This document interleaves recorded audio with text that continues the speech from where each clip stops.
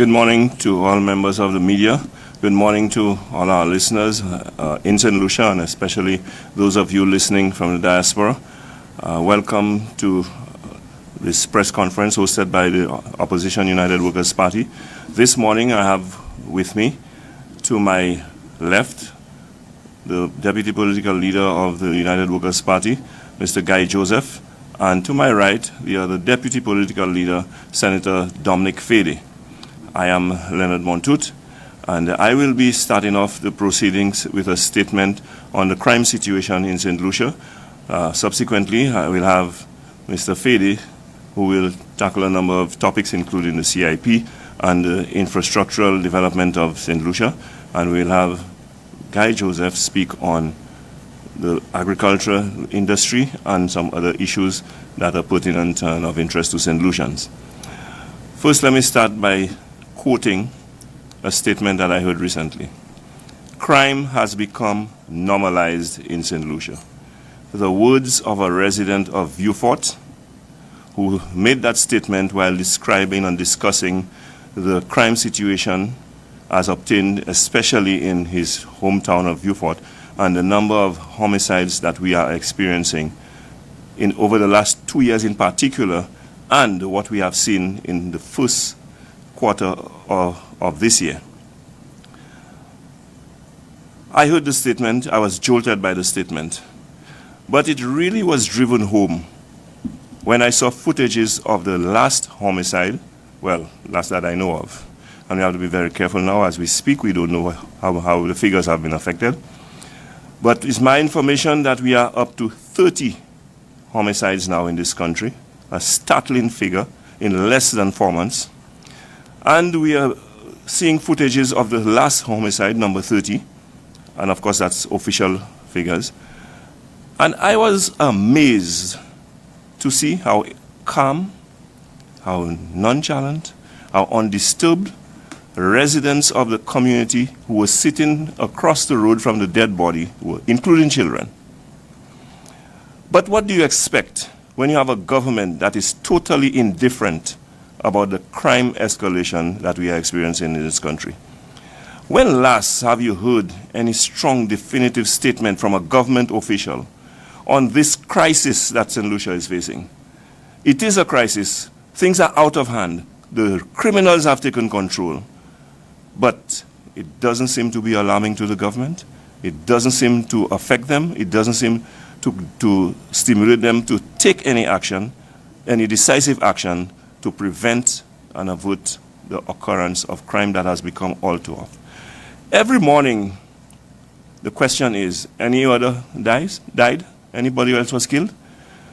If the answer is yes, people just move on as if it is normal, as if it is, I mean, we have to ask ourselves, what kind of country are we leading right now? What kind of situation are we degenerating into? Is it going to have to become a country that is chaotic, that is a failed state before our government, the people who are responsible for the conduct of the affairs of this country, the people who are responsible for our safety and security, take heed and acknowledge what is happening? It cannot be business as usual when we have a situation such as this. And that brings to mind the announcement by the government that Saint Lucia is soon to host an international event, that is Cricket World Cup. Of course, we welcome any such event with the economic benefits that it brings, with the attention that it brings to our country, and the visitors who will come to Saint Lucia. And we are hoping that out of events such as this, not only will we have the economic benefit, but we will be profiled positively in the to the international world. My fear is, given the current situation as it exists today, do we want to put the international spotlight on Saint Lucia and for us to have a major disaster like what transpired Independence last year, like what transpired Easter last year, like what transpired a few weekends ago? That can be so deleterious to the efforts that we have been making in terms of our advertisement, our marketing for tourism. What if a visitor is caught in the crossfire of what is taking place in Saint Lucia today? I ask those questions because those are pertinent, relevant questions. It is not far-fetched. I ask those questions because today it appears that our police are so stretched that they cannot deal with curbing the crime situation that exists now. What happens when we will have to divert police resources to this international event? What happens in terms of manning the streets and communities of Saint Lucia? Are we ready for the possible consequences of hosting an international event at this time? Our government must give us the comfort by telling us what measures are going to be put in place, what measures are going to be taken, because I'm saying now, we must take into consideration the potential disaster that can come out of the situation if we are not fully prepared and equipped to host. And I'm talking about the aspect of security. St. Lucians must take this seriously because the criminals, under normal circumstances, are having their way. They will be mindful that our police attention is diverted during the event, and God knows what will happen then. Or is it, as the gentleman from Vieux-Fort, the resident of Vieux-Fort, stated, that crime has become so normalized that it does not matter? When a government with so many ministers with portfolios related to crime prevention and fighting cannot come out and make a statement and tell us what their plans are, and we hear the government, the Prime Minister again, call for assistance, indicating, of course, his inability to deal with the situation and his lack of a plan to deal with the situation. But when provided with recommendation, he comes out and boasts about the fact that he discarded it in the bin. We need more serious leadership than this. We need to take the crime situation more seriously, because in 2022, I want to remind St. Lucians, 75 of us perished, and that's official figures, never mind those that were not counted. 75 St. Lucians perished as a result of violent crime. In 2023, it was repeated. Another 75 St. Lucians perished as a result of violent crime. In 2024, in less than 4 months, we have 30 St. Lucians who have perished as a result of violent crime. At that rate, we are well on our way to setting a new record. Are those the kind of records we want in St. Lucia? Where St. Lucians' lives just become statistics and a number of homicides just keep increasing every year? Is that what we want in this country? We have a government who has the responsibility for dealing with our national security and safety. That is one of the primary roles of any government, and we want our government to take that responsibility seriously, because the cost is the ultimate loss of life. In addition to that, our economy is at risk. In addition to that, our freedom is being compromised.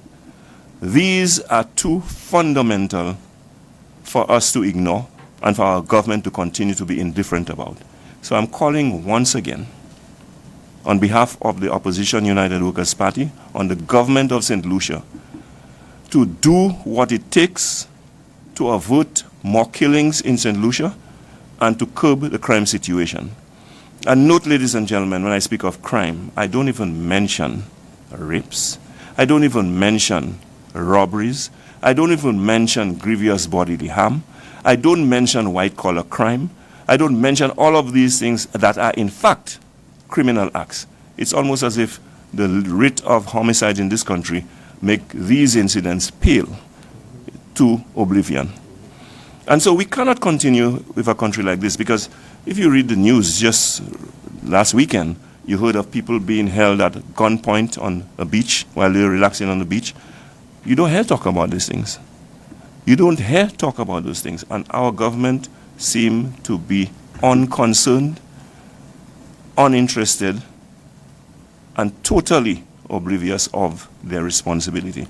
And so when we look at the situation with government officials, instead of dealing with the crises that we have, economic crisis, the criminal crisis, the criminality crisis that we have in Saint Lucia. You have a government minister who on a weekly basis goes on his show on television to vilify, intimidate, and abuse citizens of Saint Lucia. And the Prime Minister will pretend that he does not know of this and does nothing about it. We have the uncouth, vile action of a government minister using his position, his office, and the privilege he has in terms of access to people's private records to come and to embarrass people on television by making public what is personal information. And the Prime Minister sees nothing wrong with that. And this very minister, Richard Frederick, went on television and made the comment that the leader of the United Workers' Party embraced a murderer and is asking his followers to follow a murderer in Shine Barrow, okay? And he was very emphatic about it until someone apparently corrected him, and he went back to say that he admit that he was wrong. The gentleman was never convicted of murder. And even if he was, Richard Frederick should be the last person under the sun to make such comments about anyone. I want to ask Richard Frederick the question, and forgive me if, despite the fact that I had one, I'm not sure what an attaché is. But my understanding of an attaché is a person you handpick to be your right-hand man. An attaché, I almost feel like the word attaché suggests that the person is attached to you. Who is Richard Frederick's attaché? Dax Novell. Who is Dax Novell? A man who was charged for murder, convicted for manslaughter, an escaped prisoner, is Richard Frederick's attaché. Who is Richard Frederick to point fingers at anyone, accuse anyone, or attack anyone on the issue of crime? Richard Frederick talked about allegations and accusations about people. Richard Frederick should ask his cabinet colleagues what are the allegations and accusations that they have made about him in terms of criminality, as to whether he is a money launderer, whether he is a drug dealer, or whether he is a murderer himself. These are the things we want the government to take seriously and speak on. Do not come abusing people. Do not come pointing fingers at people. Do not come to try to intimidate anyone by virtue of your office, exposing people's private information. But you will not speak of the issues that are of concern and interest to St. Lucians, that is affecting our lives on a daily basis, that you are being paid to deal with. I will stop for now. And ladies and gentlemen, I will invite my colleague, Deputy Political Leader, Senator Dominic Fedee, to speak on another subject, including the CIP.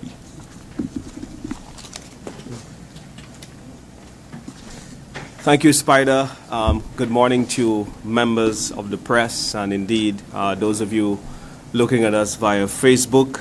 I want to recognize my colleague, the Deputy Political Leader of the United Workers' Party.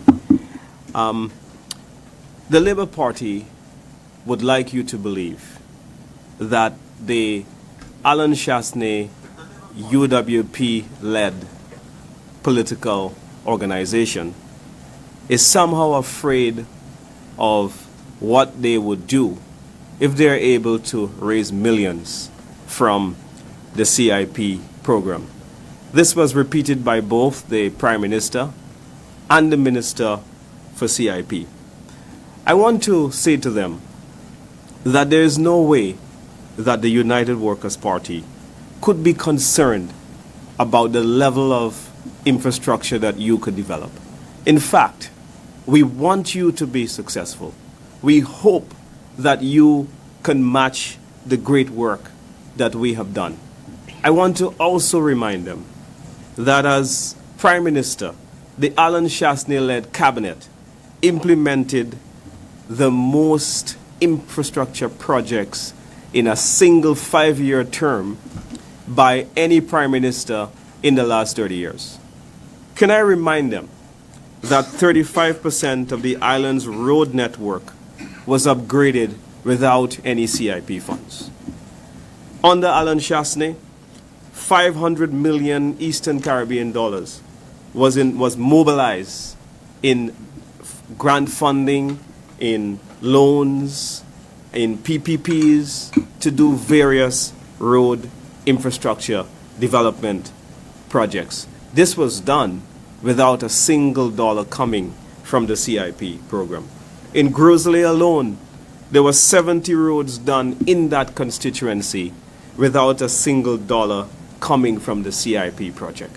In Choiseul, the much talked about Saltibus Road was constructed for millions of dollars without a single penny having to come from a CIP program.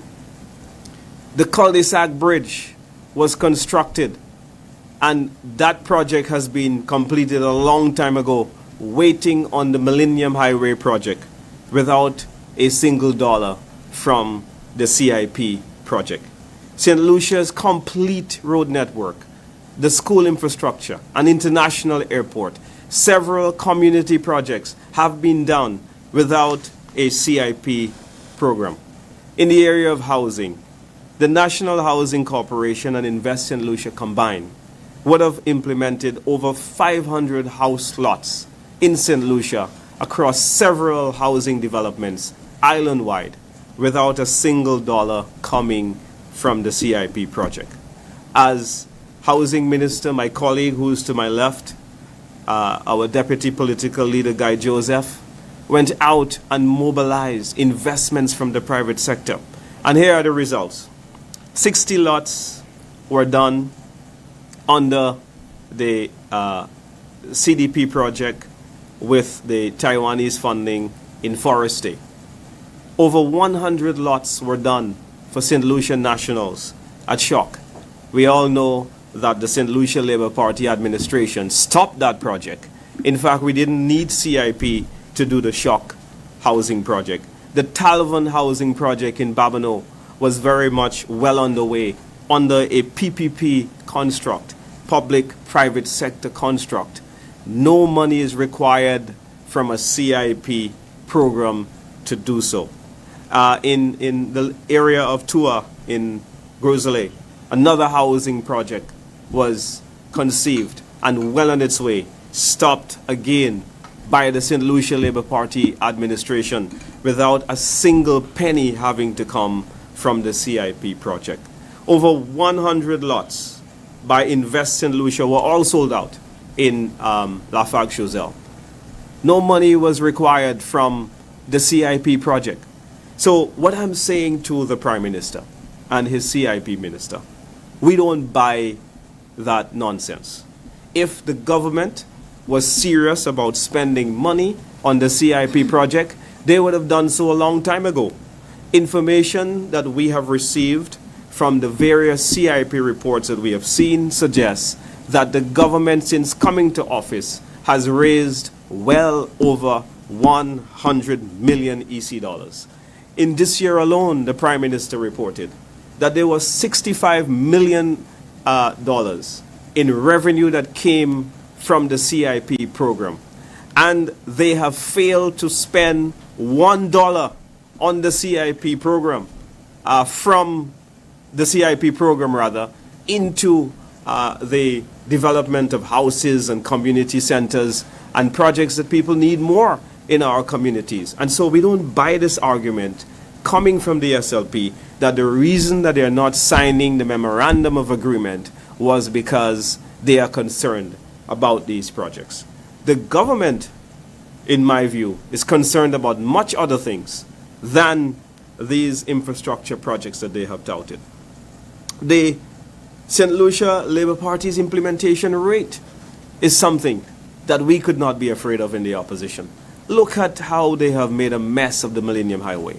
We couldn't be afraid that any of the conceived projects that a CIP fund would raise to beef up infrastructure in this country could be finished before the last election, because your own record is poor.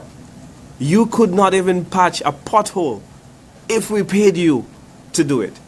Look at the mess of the road infrastructure in the country, and you believe that the United Workers' Party would be afraid of you and what you're able to do with the projects? No. What we are afraid of is this. We are afraid that you are making a bad decision that will injure the reputation of our passports and our country and our people internationally. That's what we are afraid of.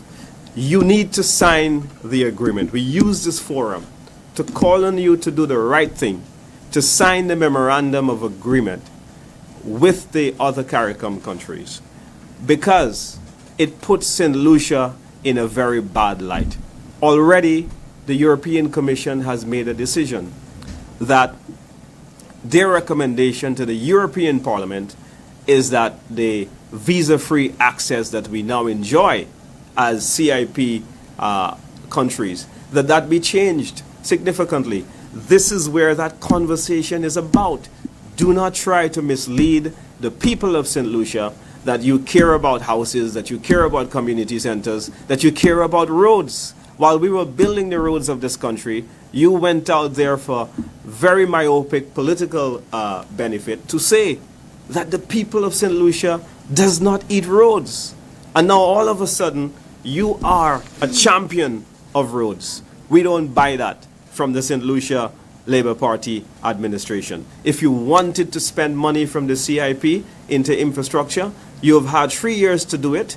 You've had over $160 million, and you have not done it. And so we don't have the confidence that anything will happen with the infrastructure of the country from the CIP monies. The Saint Lucia Labour Party administration must stop misleading the people of Saint Lucia that they are not responsible for the reduction in the rates. I point you, the members of the media and the public, to a circular that has been published on the CIP. The circular went out in the 29th of December of 2022. And I want you to note the date. On the 29th of December, most St. Lucians would be busy in their Christmas. And so when you want to hide something in public relations, they tell you, do it on a Friday, publish it on a Sunday, or do it while people are in their merriment of Christmas. So on the 29th of December, 2022, the Saint Lucia Labour Party administration announced the following. It said that the real estate option will be reduced from 300,000 to 200,000. That's a 33% decline in the price of what someone can apply through the CIP program under the real estate program. There's also a bond option that investors can invest in a bond. Under the Alan Shastney administration, the bond option stood at $500,000. In that circular of December 29, 2022, the St. Lucia Labour Party administration reduced the price that stood at $500K for the 5 years that the Alan Shastney government was there to $300,000. That represents a 40% decline, meaning that they reduce the sale of passports by 40% in this country. And now you want to tell people that the UWP is responsible? I looked in amazement at the press conference on Monday, and the journalist asked the Prime Minister, why didn't he change or correct the changes that Alan Shastney made to the program? You know what was his response? He said he couldn't do it because the other islands stood at 100,000 under the donation component, where it was declined from 200,000 to 100K. The government of the Alan Shastney government administration had to bring that in line with where the other governments are at. And that's exactly what Philip J. Pearce said on Monday, that he had no choice. He couldn't raise the price because the other islands were there. But the countries of the Caribbean are giving St. Lucia a great opportunity, a great chance to now leverage the most that it could ever from the CIP program. And that is by making sure that we're all at one price. When you are competing against each other, the only person who will benefit from that is the applicant. So if St. Lucia, Dominica, Grenada, St. Kitts and Dominica, all the other CIP countries are at the same price, it would mean that we all stand to benefit more. And so the government is missing a great opportunity They are short-sighted. They are spiting their nose to save their face.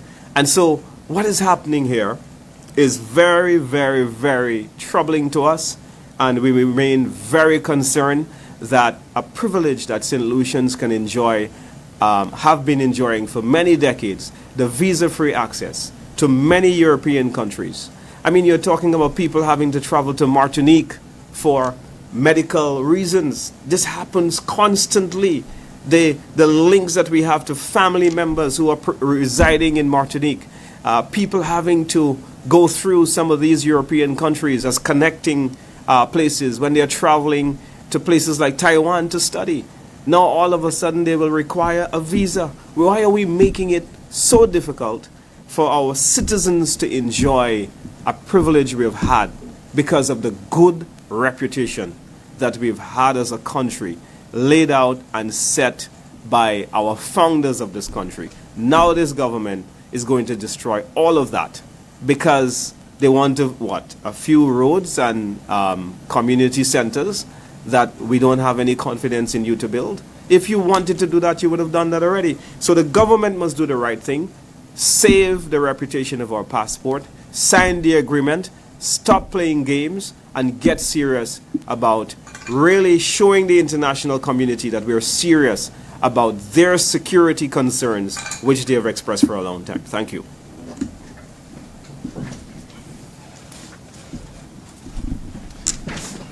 Thank you, Senator Fedee. Members of the media, I will have Deputy Political Leader Guy Joseph make his presentation, and at the end of this, you'll have an opportunity to ask questions. And just for the benefit of our listeners, they indicate sometimes that they don't hear the questions, so we will appreciate if, either you come closer or I will repeat the questions when you ask them. And then, of course, we will appreciate, as always, if you identify yourself when asking the question. Deputy Political Leader Guy Joseph.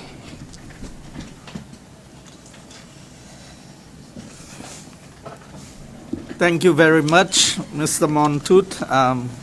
Good morning to the media and to our viewers and listeners in the diaspora.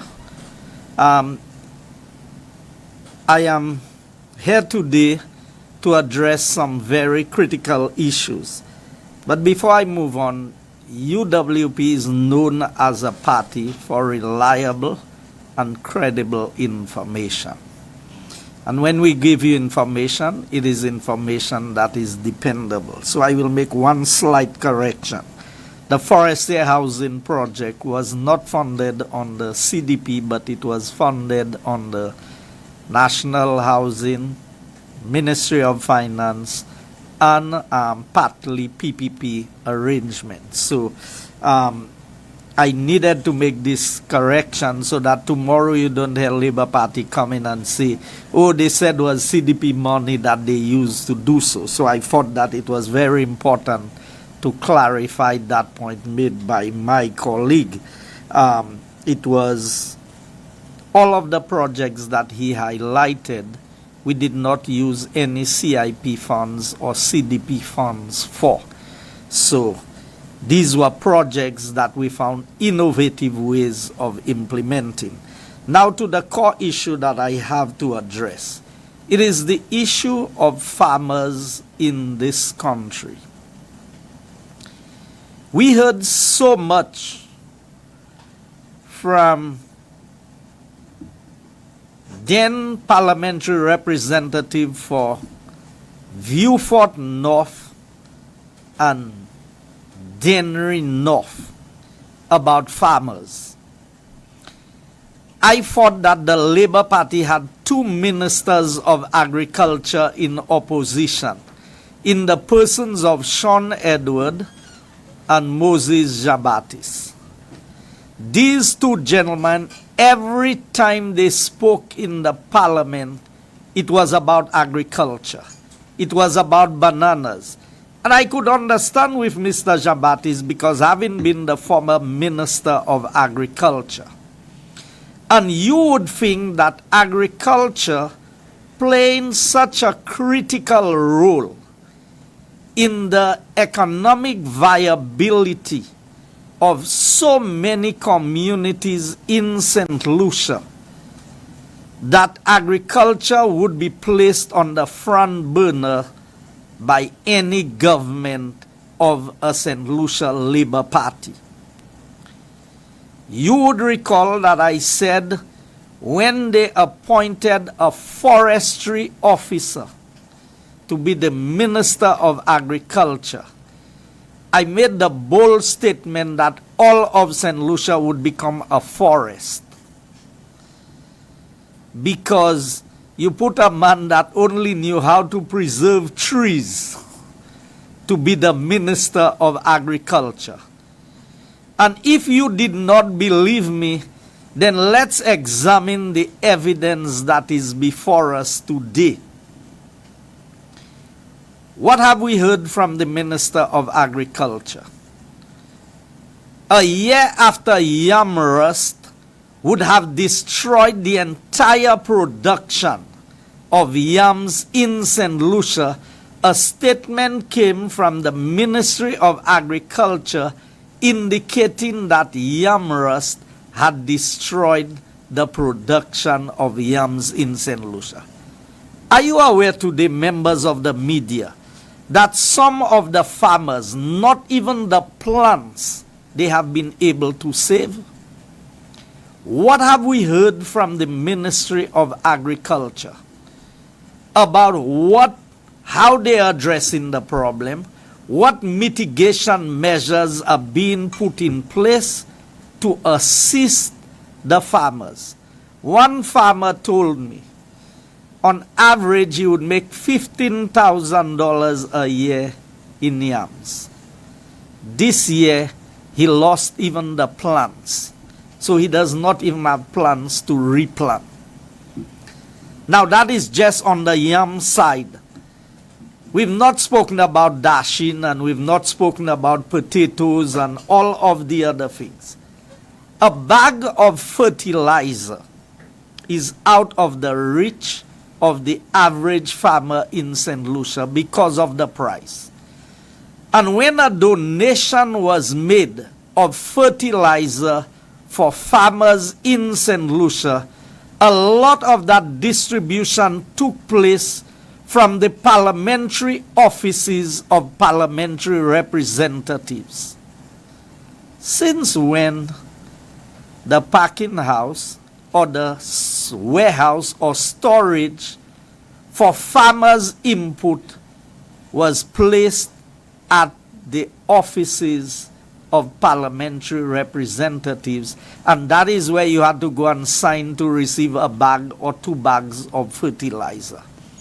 Never before in the history of politics in this country did any politician get so involved in the distribution of inputs for banana farmers.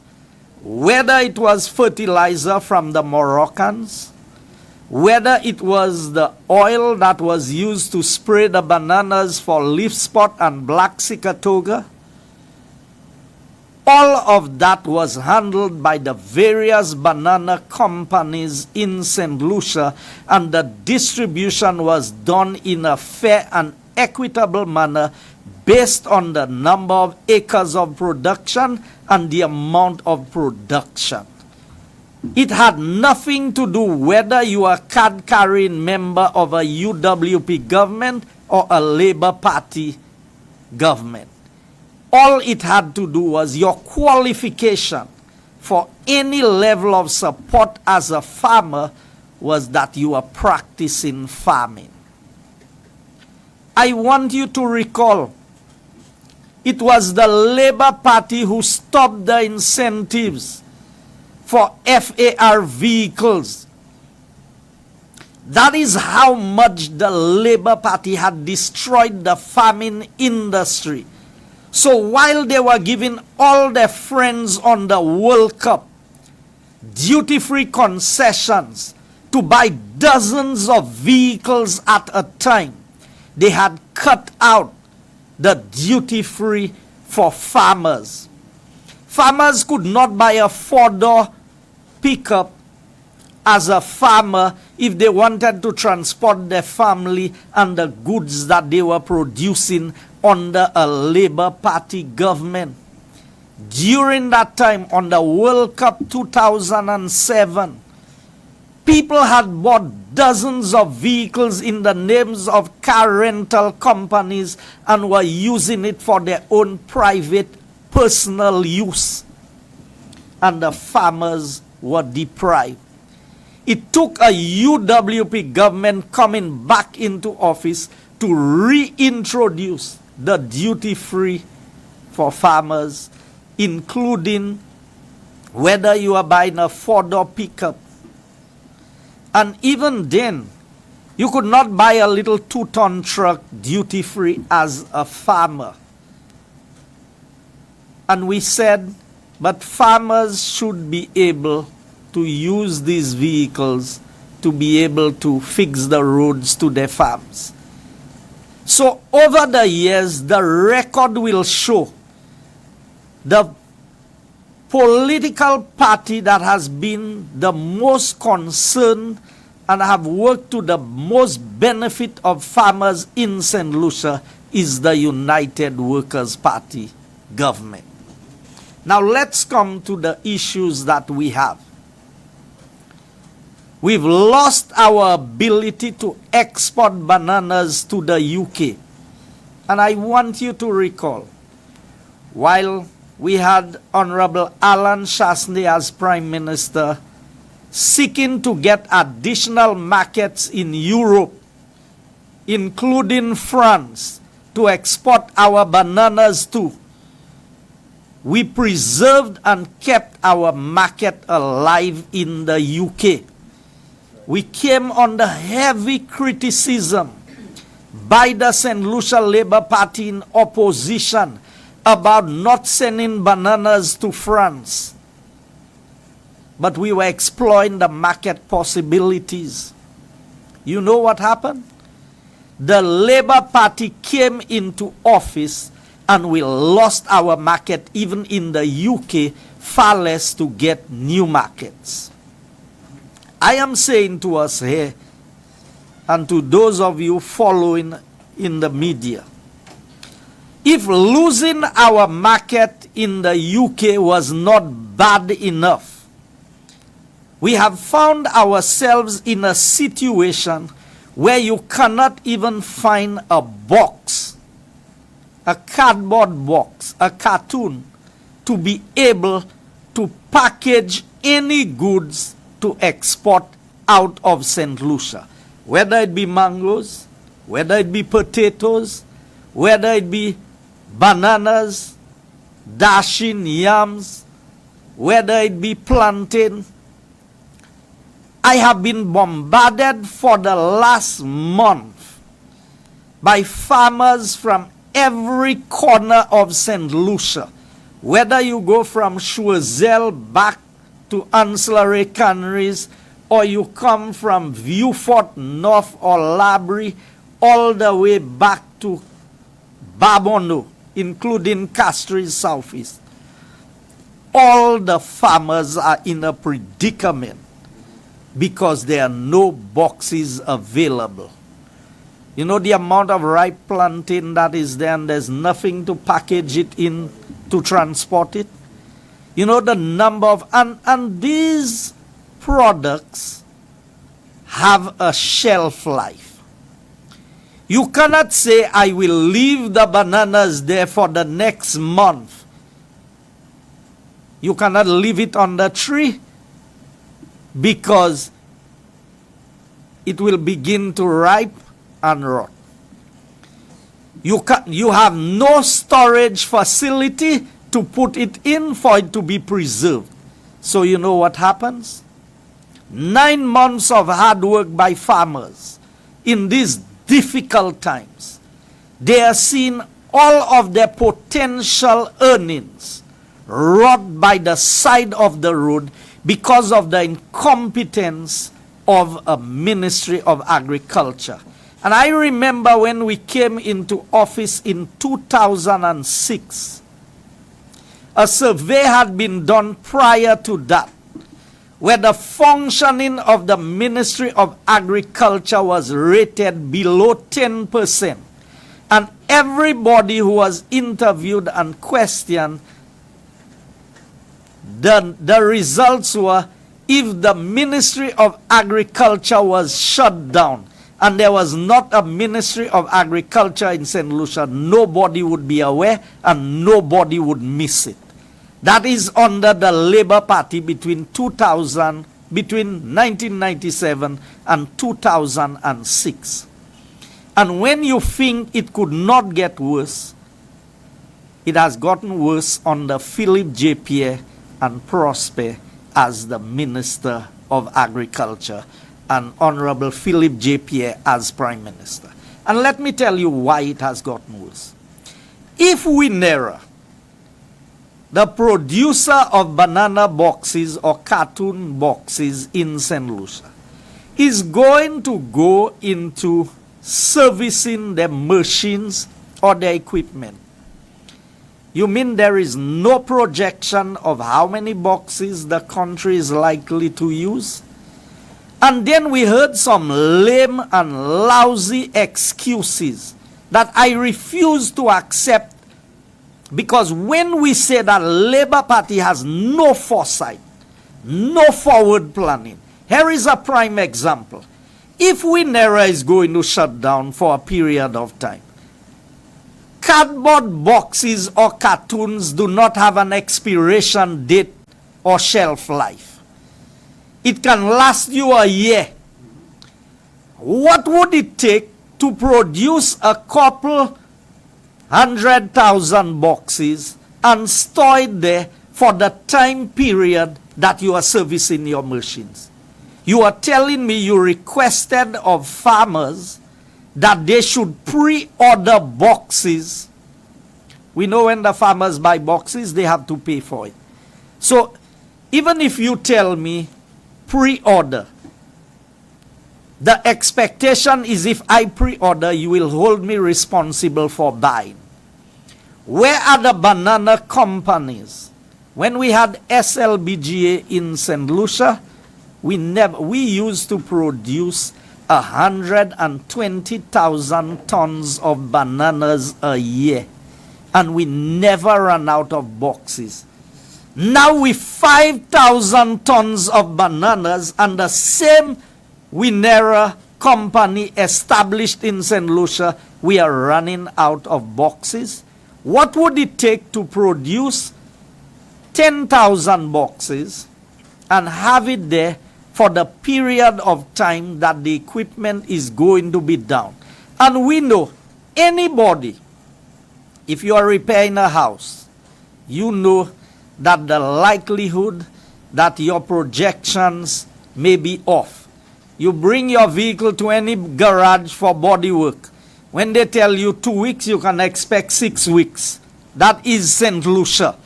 So when Winera tell you we will have our machines up in 2 weeks, they should know that they would not have it up in 2 weeks.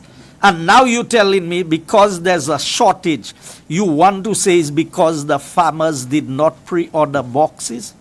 What is the role of the Ministry of Agriculture in this process? Their role ought to be forward planning and projection. Where are the extension officers, the field officers? You mean nobody has an idea of the level of production of bananas, the amount of acres of plantain we have in Saint Lucia, how many people are exporting? You know, some of the exporters today, they are losing their markets because there is competition out there. So if I have to supply a container of plantain and bananas and yams and dashing, and I cannot supply it, and other people have been knocking on the doors of these companies to say, I can supply you from other countries, and you don't meet your quota, what do you think is going to happen? So the shortage of boxes must be seen beyond just a short-term impact on farmers, because some of our exporters, they are losing their international and regional markets to other places. How can other countries that don't produce boxes have boxes? And Saint Lucia, that is the factory where the boxes are produced, we don't have.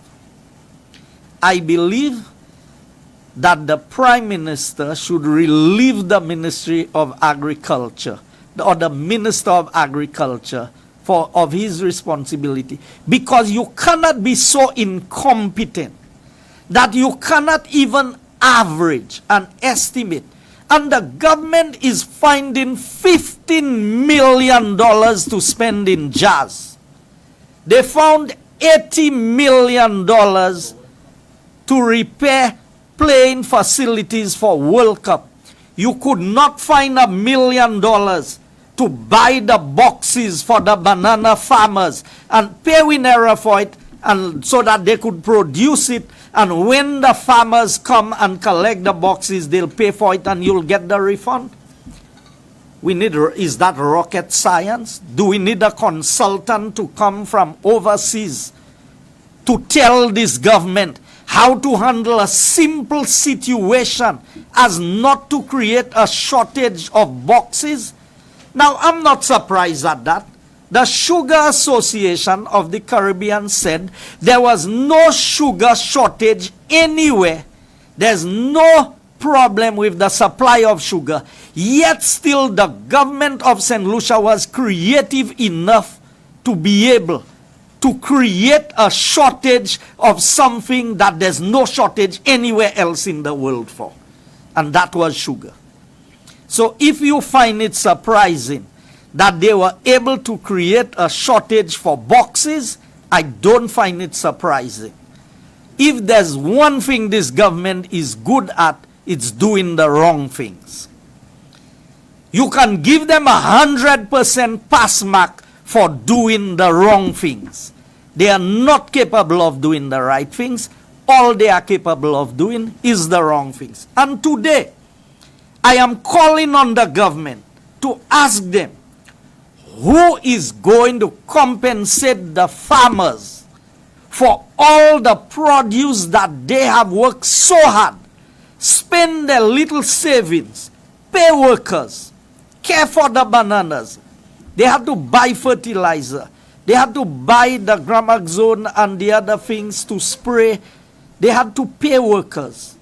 They have to buy the diaphin to protect the bananas. They have to get the ropes to tie it and keep it in place.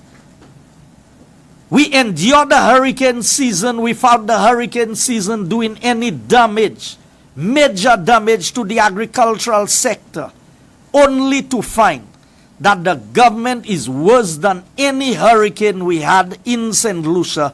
Because at least if there was a hurricane and there were boxes, we could take the bananas that was down or those that were still standing and harvest it. But now we cannot harvest because of hurricane labor.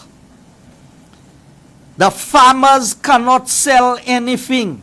And this country is being reduced into further poverty by the poor administration of this labor government. And so, as a United Workers' Party, we did everything to preserve and protect the market, to the point where the banana companies were unable to pay. The government stepped in and paid. When we were on the verge of losing the market in the UK, we met with a Jamaican company, and through Invest Saint Lucia, we paid some of the monies that was owed by WIPDECO so that we would not lose our share of the market. It didn't take a year for Labour coming into office, and all of the good work of the United Workers' Party went to nothing because the Labour Party allowed the UK market to be lost to the farmers of Saint Lucia. For this reason, the United Workers' Party is looking within the next couple of weeks to meet with all farmers in this country, and we would be announcing the times and the places where we would be calling farmers together, and we are going to come up with policy positions that the UWP is going to take when we get back into government to get the situation rectified and to make our farming viable in Saint Lucia again. And we are going to meet with farmers both in the north and in the south of the island at 2 separate meetings, because it is important. And the Labour Party, they destroyed the farming sector when the mainstay of the economy was farming. And we see they are on the verge of destroying the tourism industry. And they will leave all of us as beggars in this country. As a United Workers' Party, we are not going to allow this to happen. We are going to put our best foot forward to support our farmers as we have done in the past, and to see to it that those who make their living by farming can live comfortably in this country. I thank you.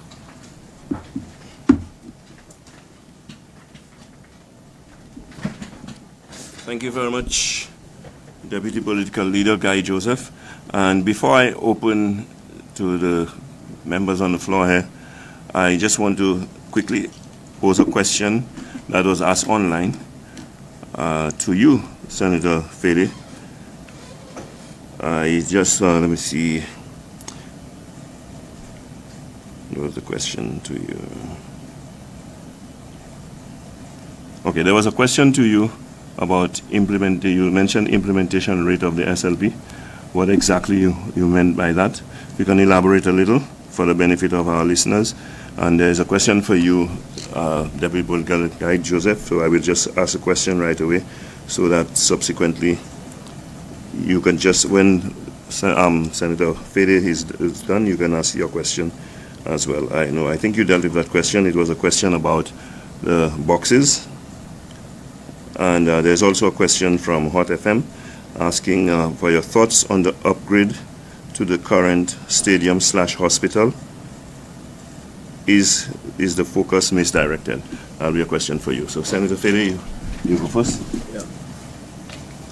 Well, thanks for the question. What is meant by the implementation rate of the SLP being enormously slow is when we look at the amount of leftover projects. For example, the Rodney Bay Road, dismal. No solution, no end to the project. It's been 3 years. The Millennium Highway project has taken double the time that it is supposed to have taken. Commuters going down that thoroughfare has found it extremely inconvenient and difficult and painful to be driving in that area. You look at the road network all over the country. It is really a shame. This is the worst that our road network has been. You look at projects like St. Jude's, you look at the Urinora International Airport, you look at the West Coast Highway, where they have done a dismal job. They have failed the people in infrastructure. You know, it amazes me that when the Labour Party were in opposition, they said to us, put some chemical, bring some bleach, and open up St. Jude's. It was going to take a month. They have been there for 3 years and still cannot give us any hope that this project has an end in sight. So really and truly, the implementation, whether it is infrastructure, whether it is on various social programs, the Saint Lucia Labour Party administration has been a dismal failure in implementing the various development projects that we need.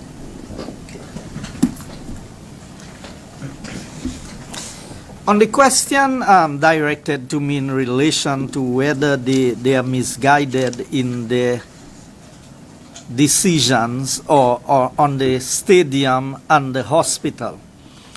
When we look at the project implementation, as my colleague highlighted, I heard a statement from the person in charge of the Darren Sammy Cricket Ground indicating that the resources that they received was not sufficient to be able to do a complete job at the Darren Sammy Cricket Ground, so they did remedial work.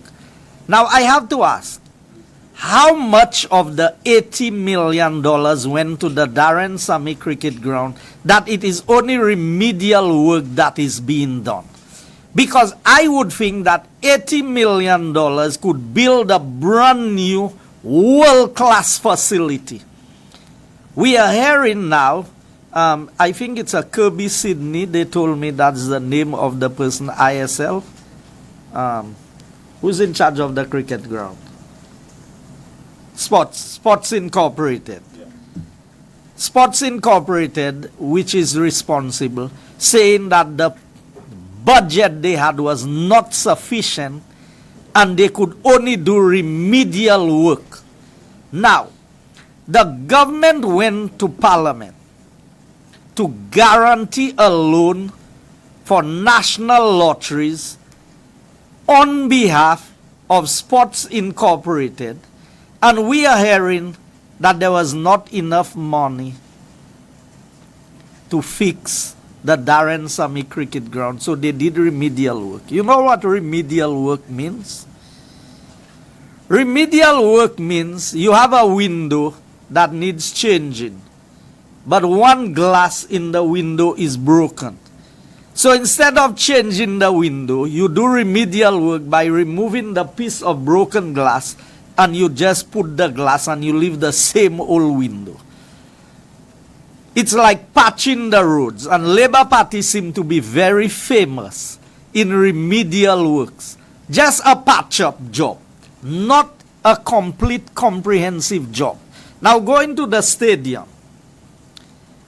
Up to a day like today, maybe the media can enlighten me because you all have more access to the Prime Minister than I do as the Minister of Finance. A year after you borrowed 205 million from the Saudi government for the stadium and St. Jude Hospital, have we been given a breakdown of how much of this is going to the stadium and how much is being spent on the hospital? And these are pertinent questions. So to the caller, to the person's question on this, it is obviously misdirected because we don't know. We are only left to speculate about whether, so is it 5 million that's going to be spent at the stadium and the 200 million at the hospital? Because in this year's budget, we saw the allocation for St. Jude Hospital at $265 million. Now, if you're going to repair a hospital for $265 million, the hospital we were building, the new St. Jude we were building, was not going to cost $265 million. And this further endorses how misguided and misdirected the decisions of this present government is. Let me just correct you. The Prime Minister did put out a statement saying that $2.5 million have been allocated for the refurbishment of the George Orban Stadium. $2 million for consultancy. For the preparatory work. For preparatory work, yes. And he said the actual construction the funds for the actual construction will come from a drawdown on the Saudi. So you're saying the $2.5 million. So let me tell you, this is not very difficult. If the consultancy is $2.5 million, consultancy is between 5 and 7% of the price.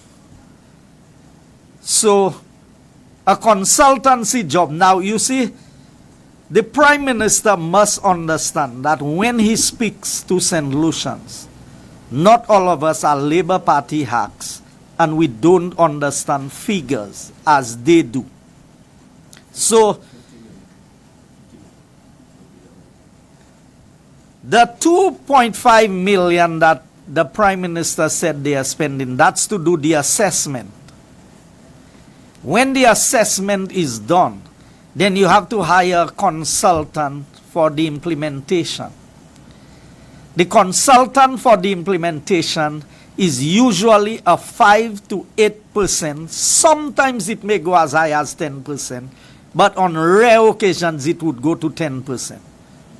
So we are not anywhere close to being able to figure out how much is going to be spent at the stadium. Because now the consultant is to determine the scope of works to be done, the value of the works to be done. That is what you paying $2.5 million to somebody to tell you that all the steel beams there are rotten and you need to put them down, and that the seats have dry rotted over the years because of the elements and they need changing. You're going to pay $2.5 million for that, but you could not find $1 million to buy boxes and put it there for the banana farmers. But you can give a consultant $2.5 million to go and look at the stadium and tell you. So these are jobs for the boys. This is not about any repairs to the stadium yet, you know. So we need to be aware.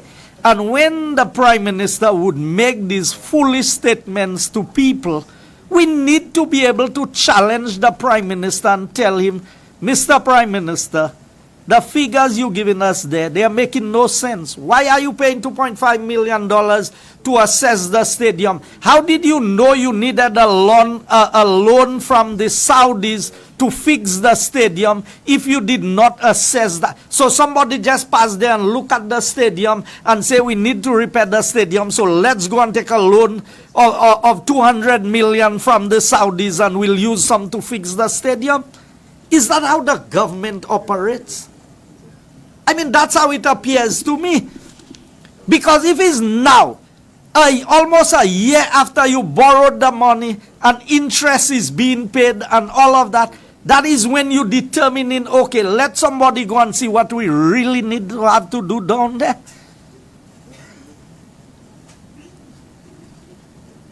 This is crazy. I mean, I cannot understand a government running like this, but at the end of the day, that kind of Prime Minister you have is the kind of government that you have. Thank you. Any other questions? Yeah, sure. Let's go agriculture. Mm-hmm. Over the years, even with your administration, there have been difficulties with agriculture that the government cannot control. For example, a tropical storm or fertilizers.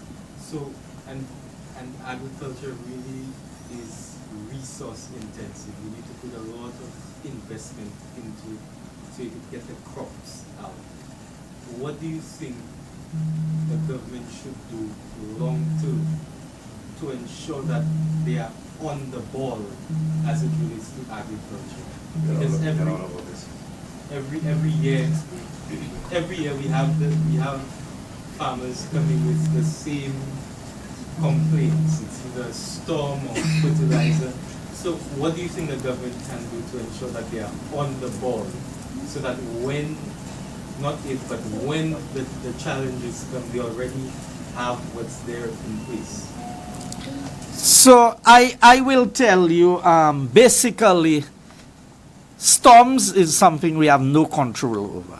Climate change, hurricanes, floods, but agriculture recovers quickly enough after any storm. And we've had several storms. We had Debbie, we had Thomas, we had the Christmas Eve trough. None of these have been as devastating to agriculture as labor has been in 3 years, less than 3 years. So we need to be real about what we are seeing. We've had leaf spot. We had you remember the red mealybug we had? We had black cickatoga. All of this, the banana industry has survived all of these challenges, every hurricane, and we've been able to continue to export bananas to the UK. In 1 year of Labour being in office, we lost the banana market in the UK. We've not even on the regional level now, we can export bananas. So you can make comparisons between governments. That's a fair assessment from the media, but we will not both fall in the same bracket. Because over the years, UWP has been a government that have supported farmers through thick and thin. When we got fertilizer from the Moroccans, we did not distribute it from our constituency offices for supporters of the United Workers' Party. It was distributed from the inland buying depots in Dennery and in Cul-de-sac, in Odsa. It was sent to the various farmers' organizations, or you went through your extension officer. You did not have to go through a parliamentary rep to get a bag of fertilizer. Here's what the UWP established. While everybody pays tax on anything above a certain amount, $75,000 of farmers' earnings is tax-free. All the inputs for farming was given. We kept it at a base that was low enough. And that is what we told the government. When you saw the prices escalating after COVID, our advice to the government was keep the base price so that the shipping would not cause the prices to go up. But the government came and they boasted that they collected an extra 75 million in extra revenue. Revenue they didn't budget for. Yet still we did not see one area of reprieve or relief for the farmers. I worked with farmers. One of the persons shipping out of Saint Lucia to the UK, when we were in government, we helped her with a packaging house and everything. And we established the farmers market at the inland buying depot with the Taiwanese where the packaging was being done. And let me tell you further what a UWP government was doing. We identified the 7-crop program where we were going to become self-sufficient in producing these 7 crops. And the hotels and the supermarkets were going to buy these at a premium price. And the ones we could not produce, we would allow them to import at a lower duty price. So in other words, they would cross-subsidize our local production. So if we were producing cucumber, they would pay more for it than if they were ordering it. They would pay more on the local market. But if we cannot produce cabbage, we would allow them to bring in the cabbage, and whatever they use to cross-subsidize our local cucumbers would be offset against what they did with the cabbage. So we had the 7-crop program. That was well established, well on its way. What has happened? And have you heard what has happened in the poultry industry? That they have now given certain entities in Saint Lucia the license to import without buying our local chicken. That is going to bring the total demise of the poultry industry. And if the poultry industry is affected, then it means that our egg producers would be affected also.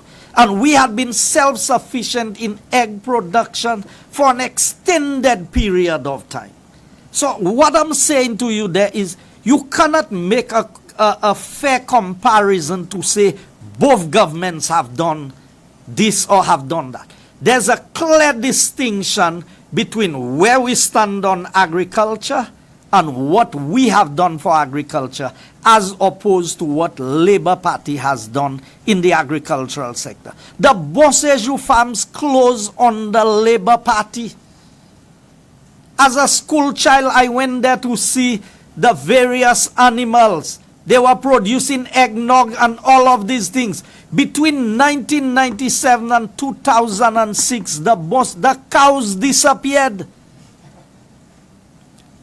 All the sheep they had down there, the goats. It took the UWP coming back into office to try and revive the Bosseju farm. And what we were doing is in Volet, in Mikud, we were moving the Bosseju farm there to a much bigger place. And you had the different bloodlines of breeds of different animals that was being developed in order to feed the abattoir in Vieux-Fort with sufficient animals. So we had a clear plan for agriculture and where we were going. It is evident that the Labour Party does not have agriculture anywhere on their radar or to do anything to improve the agricultural sector. Sorry, you spoke about the abattoir.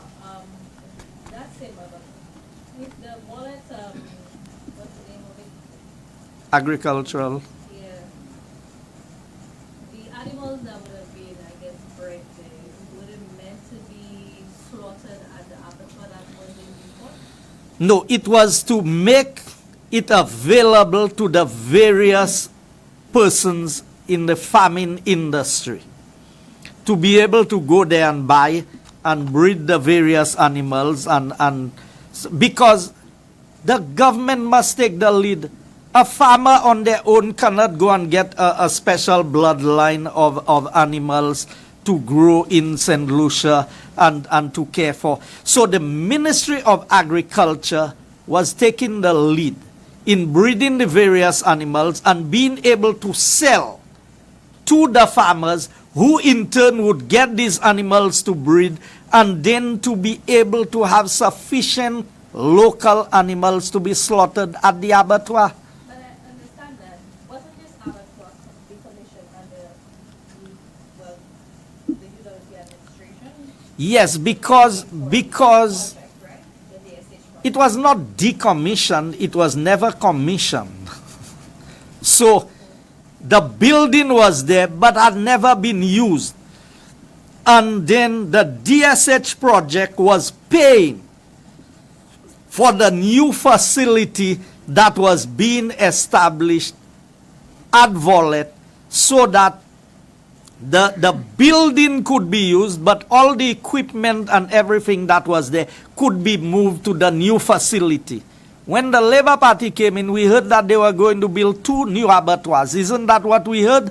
They were looking at one in the Macbexon area and one somewhere. Have we seen any of them materialize? No. But I want to piggyback back on my colleague's question. Saint Lucia has this common goal that is with the Caribbean territories to reduce the food import bill, right, by 25% by 2025. The last time I did question the minister on that and how close we are to achieving this goal, and said it's nowhere close. Again, he did ask about us and what's our plan for food security. And I don't think any administration, maybe some administrations may have done more than others in terms of pushing agriculture ahead, but I think every administration has their faults. I can see that. And I would totally agree with you that we are not perfect in this, but we've done more than them. No problem. That's your assessment, right? But this is very serious. Oh, Without yeah. food, none of our sectors will survive. Not one. We need the food. Okay? And we are at a point in time where we all hear about the climate change and the issues that we are seeing.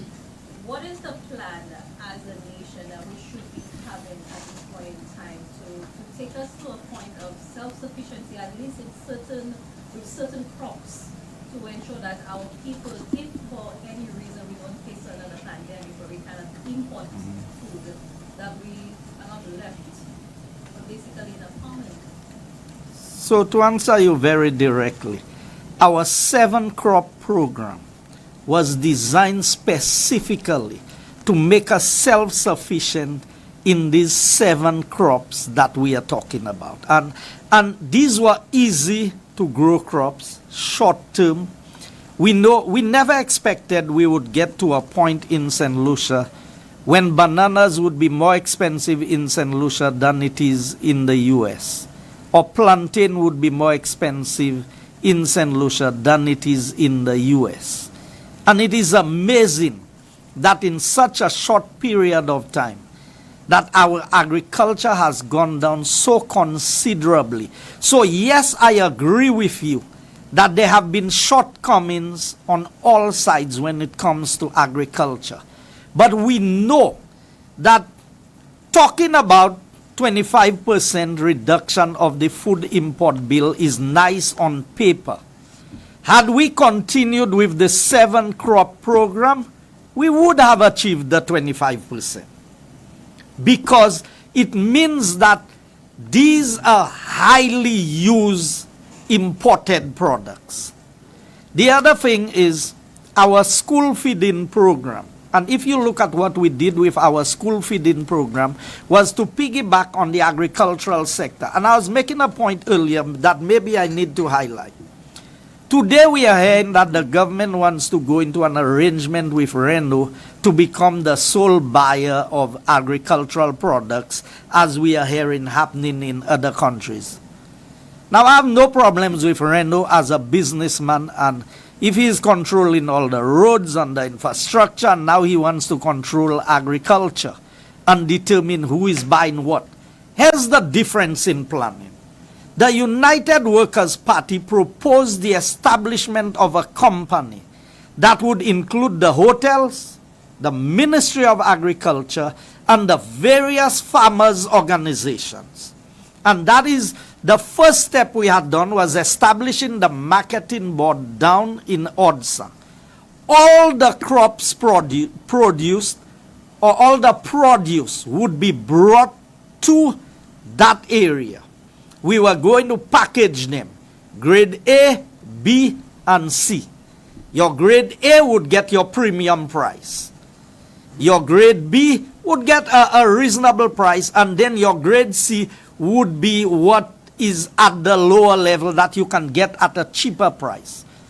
All of these products would be properly packaged and sold to supermarkets, hotels, what you go into export and everything. And it would have the involvement of all parties concerned. And the benefits from that, the profits made, would go right back to the shareholders of this company. Today we are hearing the Labour Party moving in a completely opposite direction and wanting to give it to just one individual. How does that one individual benefit the average farmer? So when you bring in your dashing and they tell you, boy, I can only pay you 40 cents a pound for that dashing, but it really costs you 60 cents to produce it a pound, you already 20 cents in the negative, in the red. So that cannot just work. That is why we had the Ministry of Agriculture directly involved and the farmers themselves, so there would be a collaboration. And we have to go back to the plan of the United Workers' Party for agriculture and to show how agriculture can be viable. And our food security that we spoke about, there will always be challenges with food security. Rice is one of the most staple foods in any dish or any diet in Saint Lucia. Are we going back to producing rice? Are we going to go back and plant? How are we going to use our bananas? Do you know there's a gentleman using our coconuts now to produce coconut flour?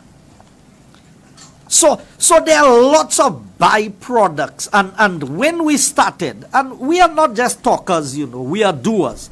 If you go to Foasso, you would see the facility that was established there and the one in Angers-Derisso to add value. They were processing facilities that was converting a lot of our local products to give it a longer shelf life and added value.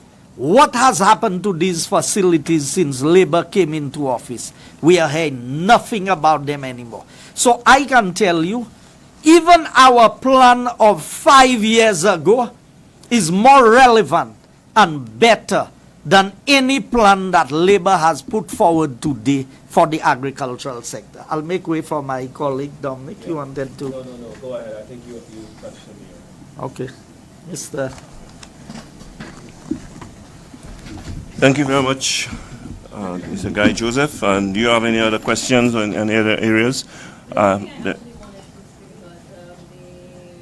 about the current Home Affairs Ministers. You had said that you will be relieved of over 76 and you have been put under national security. And seem to insinuate you might have a new minister for national security. We're not sure. But I wanted to also compare. I know you have been calling for national security to be a standalone department to focus on the crime issue. What are your thoughts on that? And it is not just the department, but it is who is heading the department. We have to be honest about it. The current Prime Minister, who is now the Minister of National Security, has been an abject failure, has been a disaster. He has not led that ministry in a manner that any positive changes have taken place, that we have seen any positive action to control the crime situation. So hence the reason why, not just me, but many have called for his resignation and that he replaced himself as Minister of National Security. But it's not just a replacement. We want him to bring in someone who will make a difference. Because we have heard of the establishment of a new ministry and the appointment of a new minister, yet crime continues unabated. What we want is not necessarily new ministries or new ministers. What we want is the curbing of crime, criminal activity in this country. And so that requires a plan. That is the first step. The government does not have a plan for crime. When suggestions are made, they should consider it. If, as the Prime Minister has indicated, he does not have a plan, he should be open to receiving recommendations. And as we have suggested, a crime symposium should be called, so those who probably have suggestions, have ideas, can let those ideas contend. And for us as a country, with all parties who have interests in the security of this country, for us to come together and to ensure that we come up with a strategy to combat the crime that is taking place in this country. It appears at this time that the criminals are more organized than the government. My question is this. The United Workers' Party has twice now sent in recommendations for programs to be put in place to manage the crime situation. In May, there is supposed to be the 68th annual CAFA Health Research Conference in Saint Lucia. And the focus of that conference is violence as a public health crisis. Are we going to see the United Workers' Party taking part in this conference because I cannot say that I know that we have been invited, but if we are invited, we'll definitely take part. If we're not invited, we'll ask for an invitation. Because that's how eager we are to participate in any such action to fight crime in this country. We stand ready and willing, and we're not just saying so, we mean it. And so I am hoping that will, because the opposition itself has been planning, that I know that they've been planning to hold a crime symposium where all parties will be invited so that we can come up with a plan to deal with crime in this country. And there are ministers of government pointing fingers at people, accusing them of being criminals rather than deal with the problem of the country, which is the crime situation that we have. And you would have heard Richard Frederick in his last program point fingers at many people, including myself. But I just want to say now, I've spoken on the issue before, and I just want to take this opportunity to quickly say again, I defy Richard Frederick from coming out publicly or anywhere to state that I am involved in any criminal activity and to say that I was involved in any action such as kidnapping. Okay? I am not a criminal. I am not involved in criminal activity. Okay? Richard Frederick himself should start. He said there's such a torchlight or whatever that shines on whoever. But when this torchlight shined, what I saw was Richard Frederick himself as a violent person who has used a firearm, a gun, to fire bullets at his neighbors, okay, in the process damaging the water tank. An action that he was fined in a court for having taken. Richard Frederick is known. He accused me of using foul language. Yes, I was at a bar, and I was accosted by a gentleman and I used some expletives, yes, which I apologize for having used the expletives, but not apologize for my reaction. Richard Frederick has been seen assaulting a police officer, kicking his car, and so on. Richard Frederick has used expletives in no other place. I did in a bar. He has done it in the Parliament of Saint Lucia. Yet still, the Prime Minister of Saint Lucia sees nothing wrong with his behavior, sees nothing wrong with his action, despite all his abuse of women in Saint Lucia, despite the using of his office and the privilege he has as a minister to access information, and you use it to embarrass people and to expose people. The Prime Minister sees nothing wrong with that. I'm saying that, these things we have to be mindful of, because if at the top you have that kind of behavior, what do you expect to trickle down, to the lower levels of the lower echelons of society? And then these are the things we have to take seriously. I notice St. Lucians are very passive as far as those things are concerned, but these are acceptable behaviors from a minister of government, and we as a country should not accept it. I just have one final question. Yes. I have one final question to you, Mr. Fedee. You said that the European Parliament is now considering changes to the Schengen visa regime. Do you have any indication of what those changes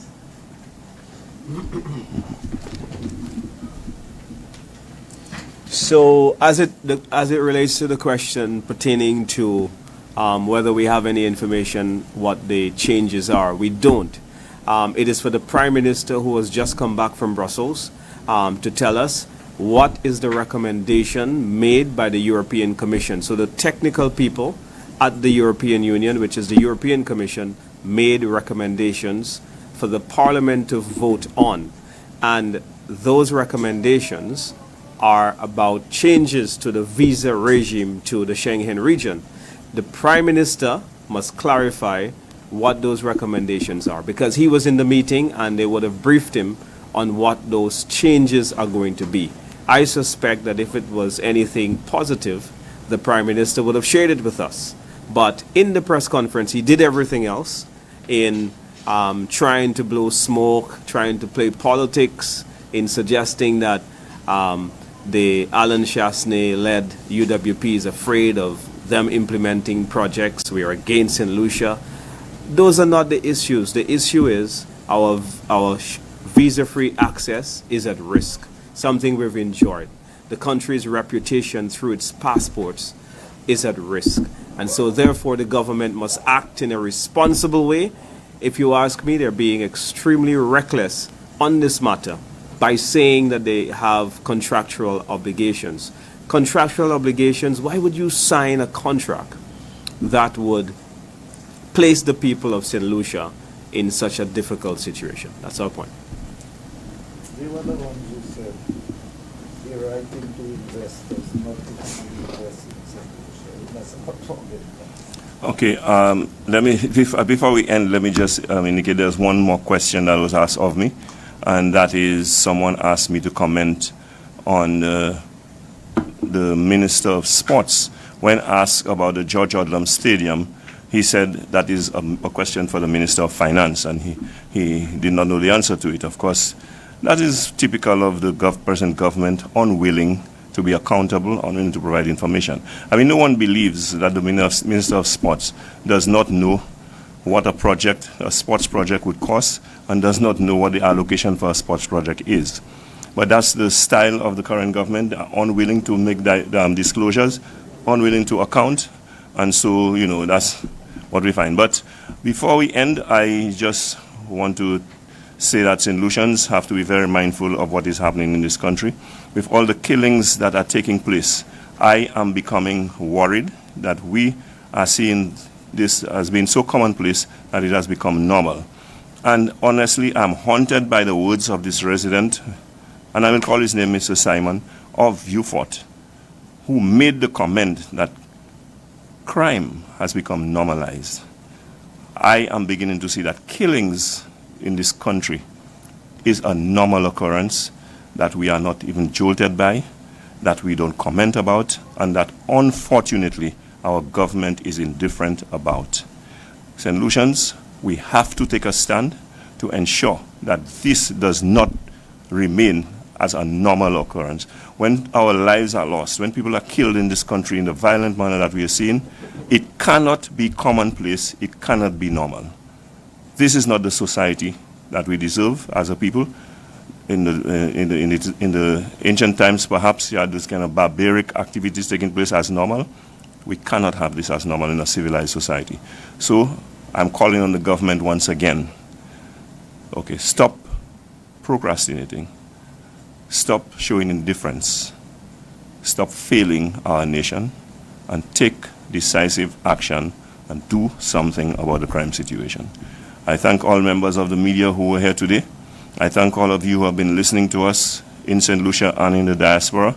And we ask that you stay tuned, as next week we will be with you once again to deal with the matters of interest and concern to St. Lucians. I thank you.